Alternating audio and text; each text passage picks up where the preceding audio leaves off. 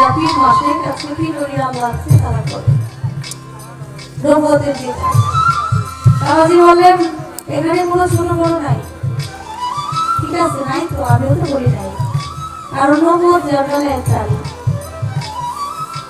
নবুয়ত যা বেলায়েত তারি, পৃষ্ঠপোষকতা ছিল আমাদের নবীর নবুয়ত, আমাদের ছিল বেলায়েত। পৃষ্ঠ দেওয়ার কারণ হলো নবুয়ত হলো বিগত, বেলায়েত হলো আগত।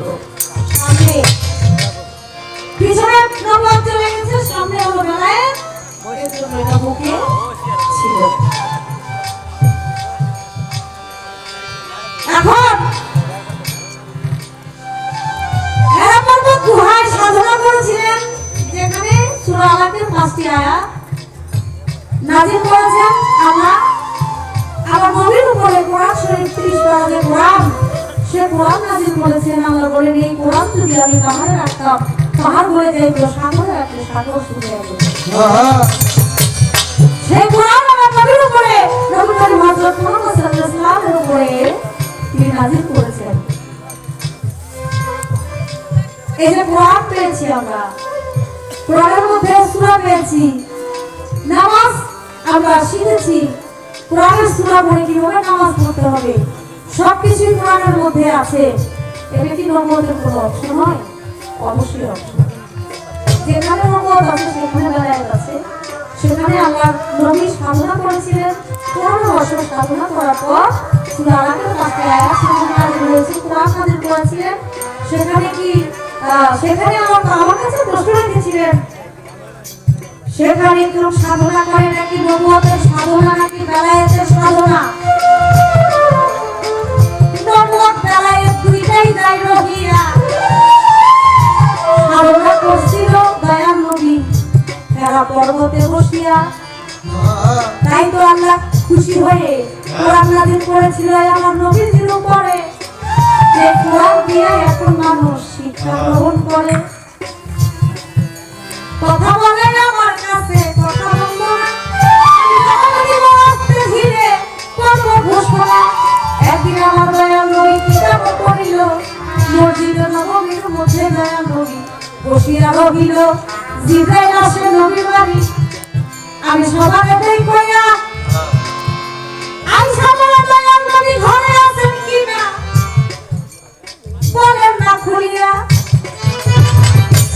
মা ফাতেমা এসে দরজা খুলে দিল, বলে ছোট কাকা বাবা বাড়িতে নাই, আপনাই বলতে হলো।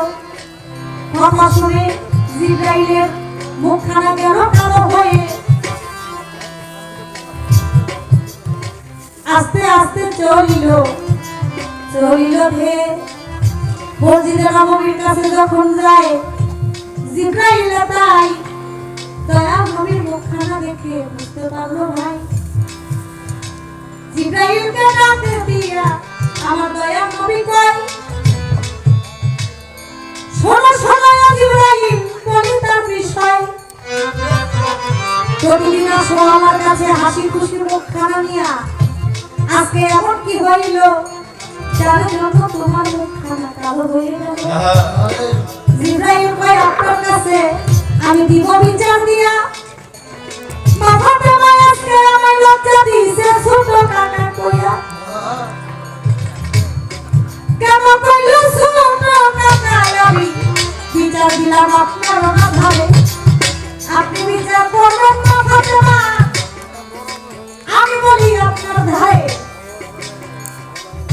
আমার নবীকে বিচার করব, তার আগে তুমি যাও না বলিয়া, তোমার বয়স কত, বয়স কত বলো না খুলিয়া।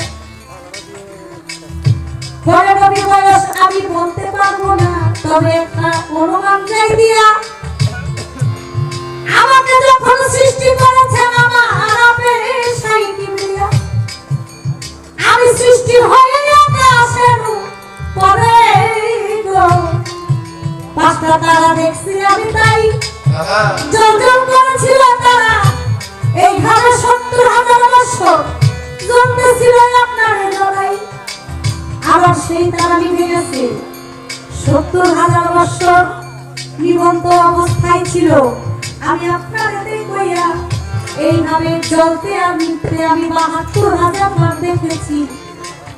আমার বয়স কত ধারণা করেন যাইয়া? আমার নবী বলে, ও জিবরাইল, আমি তোমারে জানাই, ওই তারা কি তুমি এখনো দেখলে চিনতে পারবে কিনা? বলো না আমায়। বলে, ইয়া রাসূলুল্লাহ, যে তারা আমি এতবার দেখেছি, সেই তারা আমি চিনতে না? অবশ্যই চিনব। আমার নবী কাপড় পিছের জামা উঠাইয়া দিল,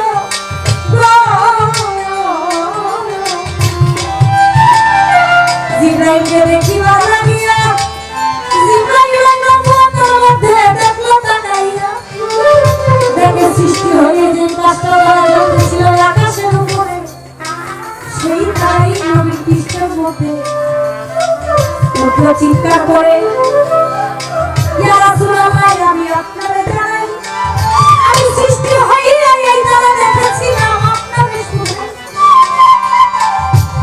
আমার নবী কয়, শোনো জিবরাইল, আমি তোমার